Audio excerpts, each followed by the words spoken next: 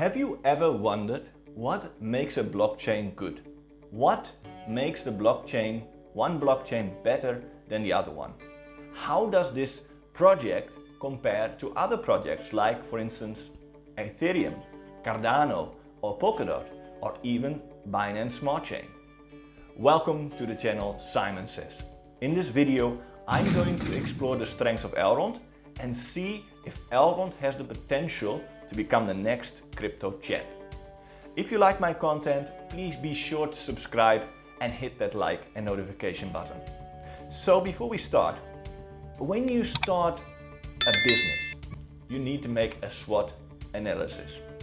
You might have heard of a SWOT, you might have never heard of a SWOT, but most crypto investors are almost becoming supporters of their crypto project.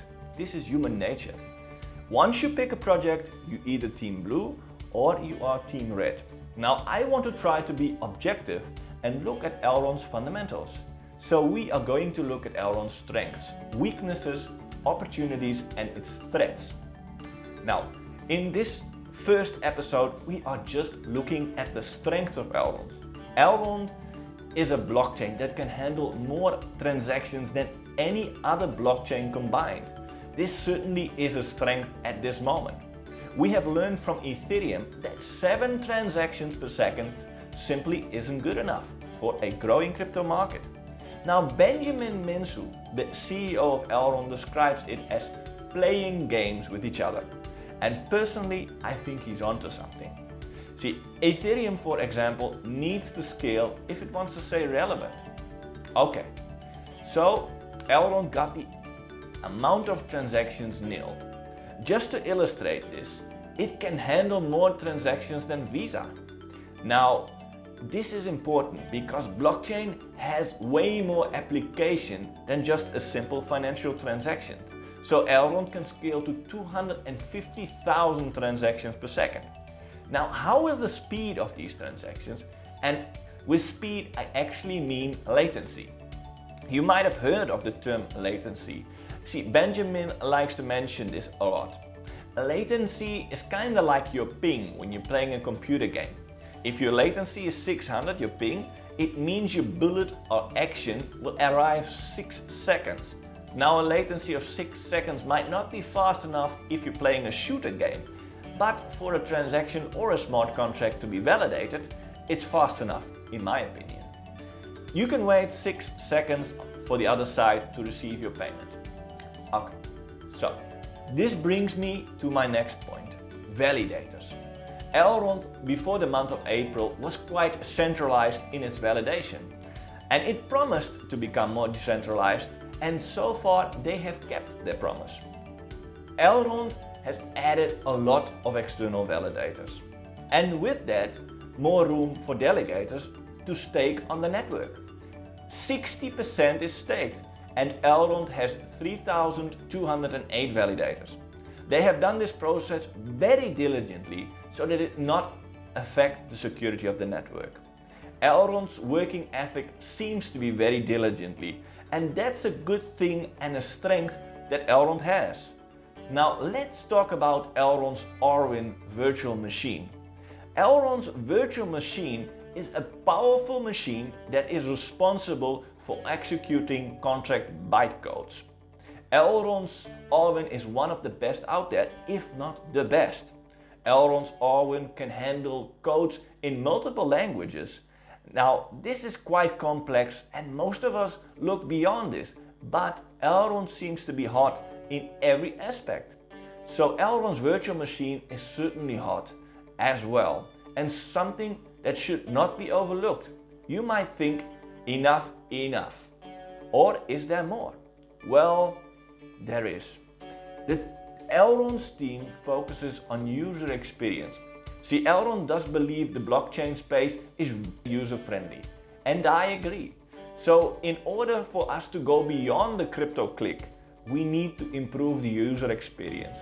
And I must say, when entering the crypto world and working with multiple wallets, staking, liquidity mining, sendo cryptos to these big addresses, it's rather overwhelming at first. MetaMask certainly was not designed for mass adoption.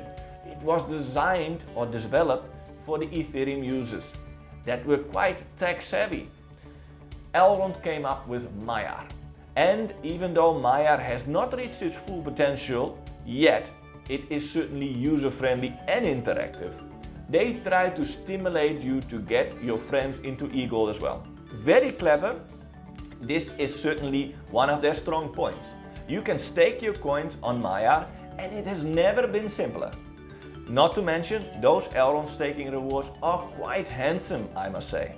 Even if the price did not increase, you would still get a handsome 80% interest, or should I actually say yield on your money.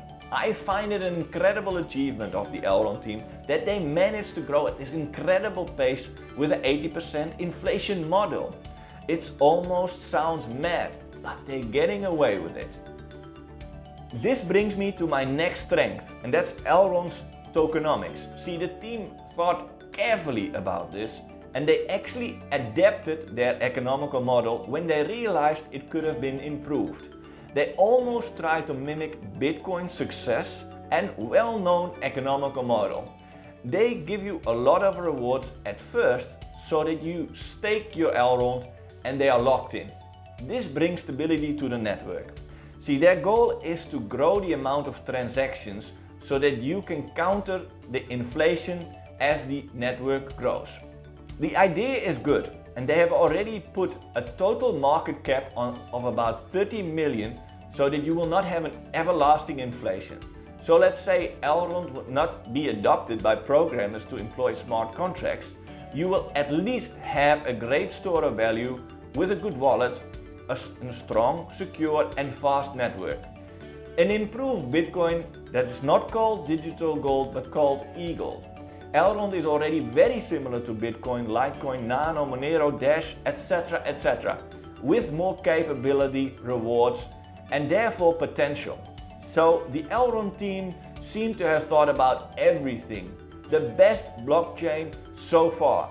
A virtual machine that is great. Very clever tokenomics and fast and a secure network with lots of things in the pipeline. Elrond has been working diligently on their adoption, and there seems to be more traction on this front as well.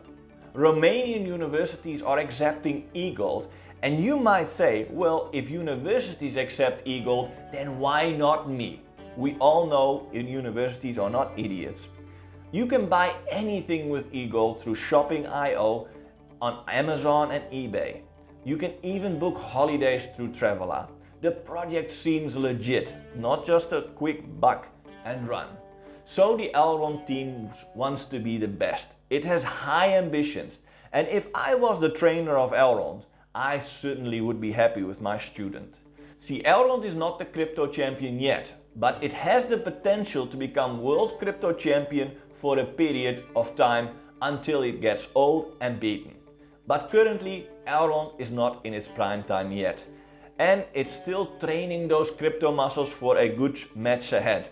They certainly are not complacent, and they should not be.